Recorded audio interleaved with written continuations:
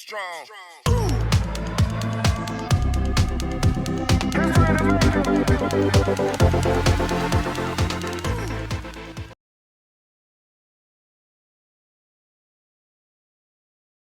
Little therapy. I'm like, oh my God, okay, who's that stranger in my house?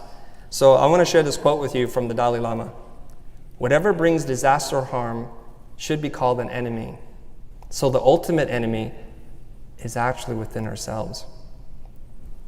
And I'm browsing through a used bookstore and I see this title, and the title's screaming out to me. I'm like, oh my gosh, conquer your critical inner voice. Conquer your critical inner voice. I think a lot of people I know need this book. I need to read it. And so I learned some things about the way our brains work. Is that most of us, as a very young person, develop certain self-defense mechanisms to cope. That we internalize the angry parent. Sometimes it's one, sometimes it's both.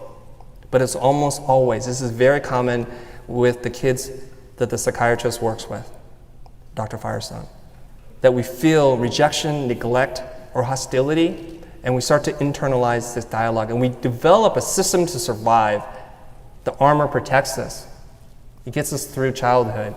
But what happens is the armor becomes really heavy into our adulthood. Imagine literally right now, if you had to carry around an 80-pound suit of armor everywhere you went, to the bathroom, to the stage, it would be really difficult to live your life. And there's something else that we learn too. When we discover death somewhere between 3 and 7, that we now learn never to fully invest in our lives. Like, why should we? Then we don't attach to other people. And so it creates negative moods. We self-sabotage.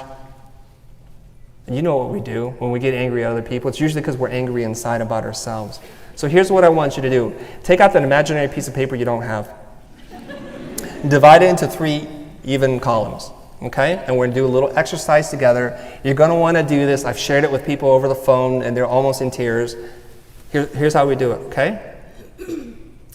You have this critical voice, the one that attacks you. I want you to write down as many things as you can in the first person. I want you to write them down as I statements. You want to maybe put on some music, have a glass of wine, your adult beverage, you know, and just sit there and write for 15 minutes. You want to time this because you want to get past the surface answers. And you want to write as much as you can without judgment. I this. What are all those voices? I'm not good enough. I'll never do it right. I'm lazy. I'm whatever it is, you write that down. And then in the second column, you're going to transfer this over and you're going to write this in the third person as you statements.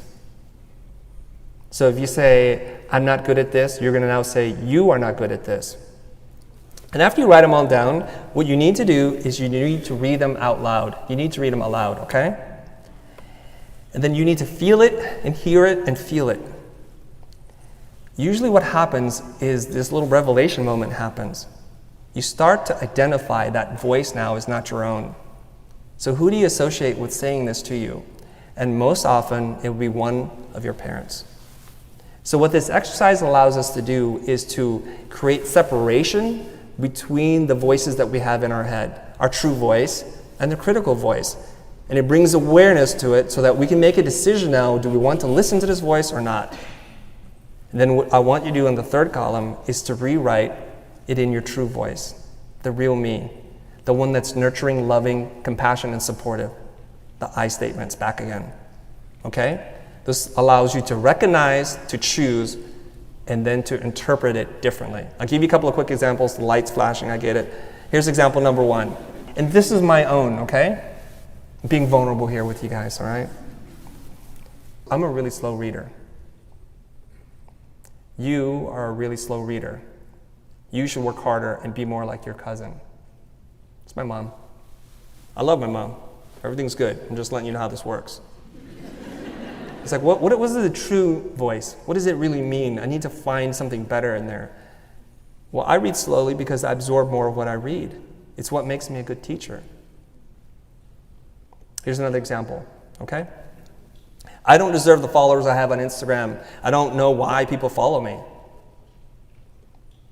You are really inconsistent and don't deserve the followers you have.